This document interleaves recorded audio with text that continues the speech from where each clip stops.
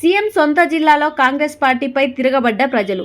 ప్రజాపాలన, ప్రజా విజయోత్సవాల పేరిట 6 గ్యారంటీలు అమలు చేయకుండానే చేసినా అని కాంగ్రెస్ పార్టీ సిగ్గు లేకుండా చేస్తున్న అబద్ధపు ప్రచారాలను తరిమి కొడుతున్న ప్రజలు. మహబూబ్ నగర్ జిల్లా అడ్డకుల మండలం కేంద్రంలోని బస్టాప్ వద్ద ప్రజాపాలన విజయోత్సవాల వాహనాన్ని అడ్డుకున్న జనం. ఏ హామీలు అమలు చేశారని సిగ్గు లేకుండా ప్రచారం వాహనాలు పెట్టి మరీ అబద్ధపు ప్రచారం చేస్తున్నారని ఆగ్రహం వ్యక్తం చేస్తున్న మహిళలు, వృద్ధులు, వాహనంతో వెళ్లిపోయిన కళాకారులు.